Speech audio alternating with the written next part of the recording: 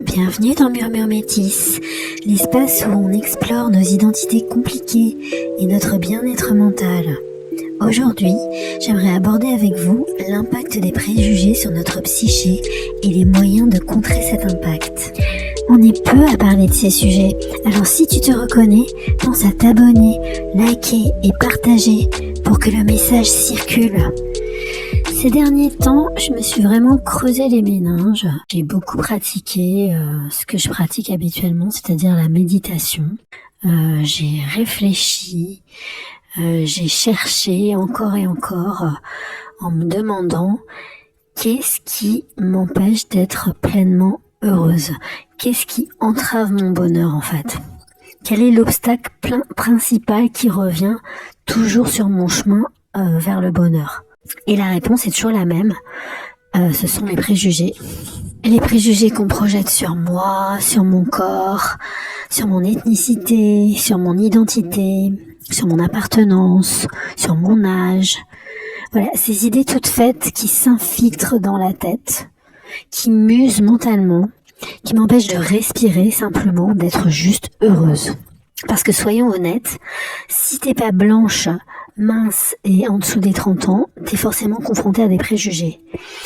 Et ces préjugés, même quand ils ne sont pas dits ou exprimés de manière explicite, même quand ils restent dans la tête d'autrui, eh bien, ils pèsent lourd. Ils peuvent avoir un impact énorme sur notre santé mentale. Voilà, ce qu'on oublie souvent, c'est que les préjugés ne sont pas juste des idées vaguement désagréables. Et ce qu'il faut comprendre, c'est que les pensées ont le pouvoir de se matérialiser. Donc les préjugés, en fait, ils s'ancrent dans la réalité. Ils ont du poids et ils s'impriment en nous, les personnes qui en sont victimes, en l'occurrence les personnes métisses ou racisées. Les pensées que les autres nourrissent sur nous, même silencieusement, même juste dans leur tête, même si elles ne les expriment pas de façon explicite, eh bien ces pensées finissent toujours par se ressentir. Par exemple, une personne qui te regarde avec suspicion ou avec condescendance ou avec cette idée que tu es agressive et qu'elle doit se protéger, donc en gros qui te regarde avec peur, eh bien cette personne n'a même pas besoin de parler, en fait tu le sens. J'en ai déjà parlé dans mes précédentes vidéos, mais ce ressenti répété, en fait, ces micro-agressions répétées, jour après jour, eh bien, ça s'infiltre, en fait, dans ta psyché. Ça te fait douter, ça te fatigue, ça te décentre. Tu commences à te demander si tu es ce que les autres imaginent que tu es. Et ça remet en question ton identité en permanence, en fait. Et c'est ça l'impact profond des préjugés. Il t'oblige à te regarder avec les yeux des autres. Il te coupe de ton propre regard intérieur, de l'estime que tu as pour toi-même. Et pour les personnes qui ne rentrent pas dans les normes, c'est-à-dire les personnes non blanches, non minces, non jeunes, c'est-à-dire en dessous de 30 ans, pas conformes entre guillemets, eh bien cette pression elle est constante, elle ne s'arrête jamais vraiment. On doit composer avec des projections qui n'ont rien à voir avec qui on est réellement. Et c'est là que ça devient super dangereux en fait, parce que à force d'être défini par le regard des autres, on finit par oublier de se définir nous-mêmes. Et ça peut même arriver parfois que on corresponde en fait à l'image que les autres se font de nous, parce qu'on se laisse définir. Et ça, c'est vraiment ultra dangereux. Face à tout ça, on en arrive forcément à la question, comment se protéger? Comment on fait pour ne pas laisser les préjugés des autres pénétrer notre esprit et redéfinir qui on est? Et c'est là que l'hygiène mentale devient essentielle. Parce qu'on ne peut pas contrôler ce que les autres pensent, mais on peut apprendre à surveiller ce que nous, on fait de leurs projections. Cette hygiène mentale, elle concerne tout le monde. Mais avant de parler de ce qu'elle représente pour nous, les personnes métisses, les femmes métisses en l'occurrence, j'aimerais dire un mot sur ce qu'elle implique pour les personnes blanches. Alors beaucoup de personnes blanches se disent bienveillantes, ouvertes, antiracistes, etc. Ou pas racistes, en tout cas surtout pas racistes. Mais la vraie question c'est, qu'est-ce qui se passe dans votre tête ? Parce que les préjugés que vous gardez en silence, ça ne reste jamais silencieux en fait pour nous. Ça se voit dans votre posture, dans vos réactions, dans ce que vous dégagez, même quand vous pensez être neutre. Et si vous voulez vraiment être antiraciste, vraiment bienveillant, ça commence par là en fait. Allez regarder les pensées qui vous traversent, les stéréotypes que vous avez intégrés, les images automatiques que vous associez aux personnes racisées. Les pensées que vous entretenez ont un impact réel sur nous. Même si vous ne dites rien, même si vous croyez que ça ne se voit pas, même si vous-même vous ne voulez pas le voir. Donc si vous vous dites empathique, si vous vous dites être une bonne personne, être quelqu'un de bienveillant, l'hygiène mentale, elle est aussi pour vous en fait. Sinon, la bienveillance, c'est juste un mot à la mode. Mais même si ce travail est nécessaire du côté des personnes blanches, on ne peut pas toujours attendre que les autres fassent leur part pour commencer à aller mieux. On ne peut pas laisser notre équilibre dépendre de leur prise de conscience.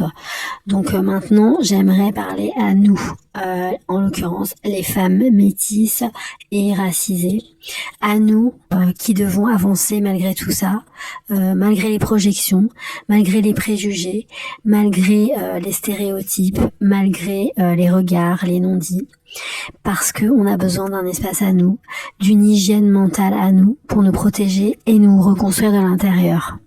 En fait, on peut dire que les préjugés, c'est un peu comme de la magie noire finalement. Et donc pour nous, la protection psychique en fait, c'est pas un luxe, c'est vraiment une nécessité. C'est une survie en fait. On doit constamment faire la différence entre ce qui vient de l'extérieur et ce qui vient de nous. Entre ce qui a été projeté sur notre apparence, notre couleur de peau, notre corps, nos cheveux, notre différence entre guillemets, et la femme que nous sommes réellement à l'intérieur. Et ça demande un travail permanent. Donc c'est pas un travail punitif ni culpabilisant, c'est un travail qui doit se faire vraiment tout en douceur, tout en lucidité aussi. Et c'est finalement c'est du soin en fait. Et donc concrètement, ça veut dire quoi? Ça veut dire se rappeler nos qualités, les noter, les nommer, les répéter encore et encore. Parce que le monde autour de nous ne va pas nous les renvoyer spontanément en fait. Le monde autour de nous va généralement nous renvoyer en fait des différences, des stigmatisations, des choses plutôt négatives à notre sujet. Et si on internalise ça, on est mort en fait. Donc il faut constamment se rappeler nos qualités. Voilà, c'est à nous en fait de nous dire, de nous rappeler ces qualités. On ne faut pas attendre que le monde extérieur le fasse parce qu'il le fera pas, et de nous rappeler en fait les moments où on a manifesté ces qualités. Et c'est ça en fait l'hygiène mentale pour nous, c'est se réapproprier notre propre regard. Alors après on va pas se mentir parce que en fait les préjugés ils viennent pas de nulle part en fait. D'accord? Donc il faut aussi être honnête avec soi-même, et si on se rend compte que finalement on valide les préjugés que les autres ont de nous-mêmes, faut se remettre en question en fait, il faut changer.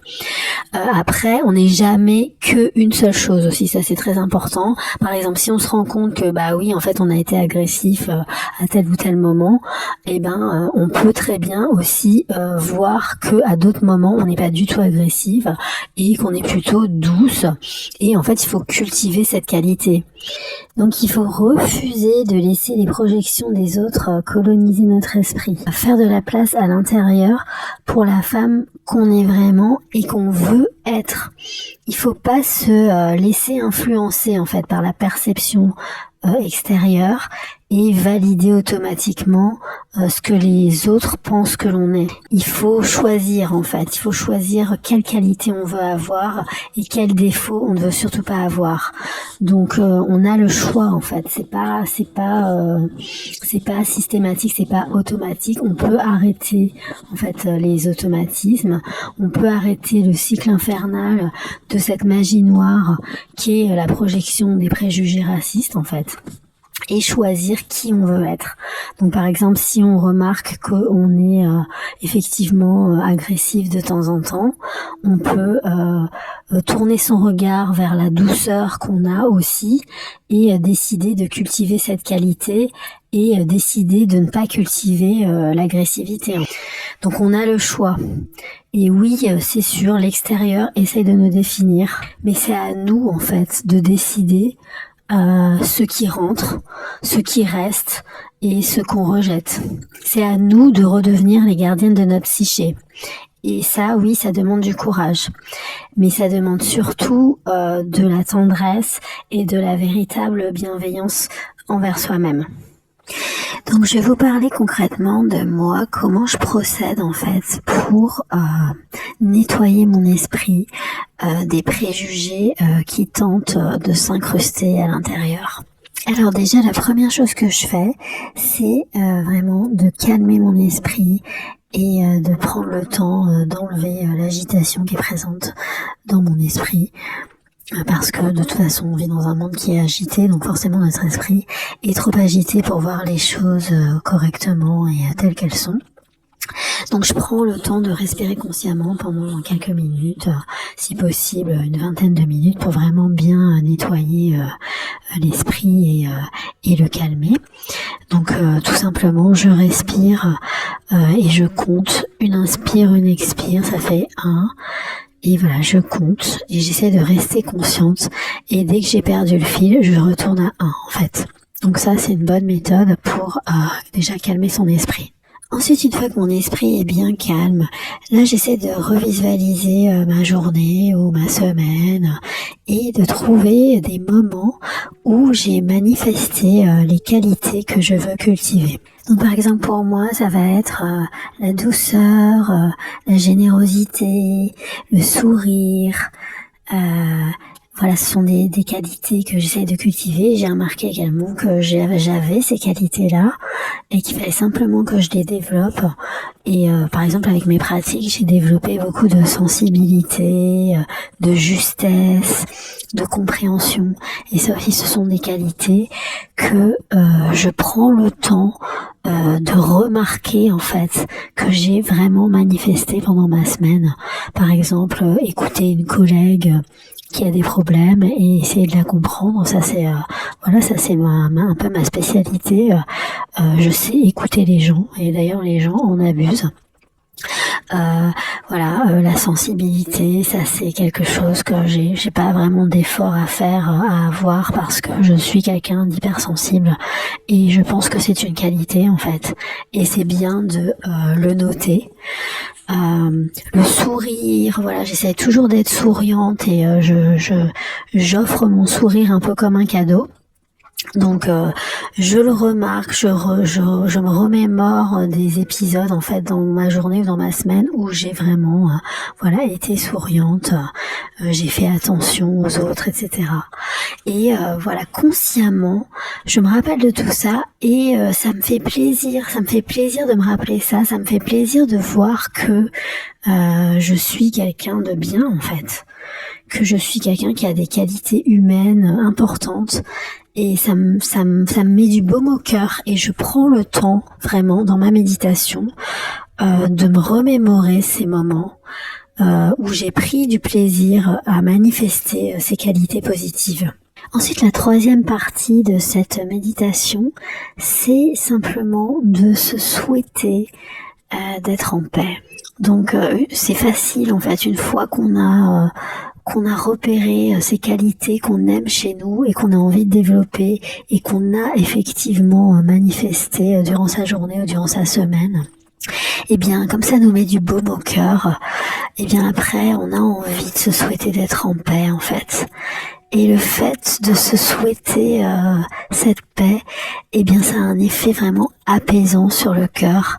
Et en fait c'est ça qu'il faut cultiver, c'est ce sentiment de paix avec soi-même qui va contrecarrer finalement les attaques psychiques permanentes que le monde extérieur nous renvoie. Voilà, donc il faut vraiment prendre le temps de faire cette méditation parce qu'elle vaut vraiment le coup. C'est une méditation qui est bienveillante et qui nous permet de nous redéfinir, qui nous permet de reprendre le pouvoir sur ce que l'on est réellement, de retrouver notre ancrage et de sortir de ce que le monde extérieur veut nous faire croire que l'on est en fait. C'est un vrai travail d'hygiène intérieure, mais je vous assure que ça change tout. D'ailleurs, si ça vous intéresse que je poste une méditation guidée sur ce thème, eh bien faites-le moi savoir en commentaire. Et n'oublie pas, tu n'es pas une moitié de ceci ou une moitié de cela. Tu es entière. Tu es les deux, sans compromis. Et tu n'as pas à te justifier. Alors à très vite en Murmure Métis.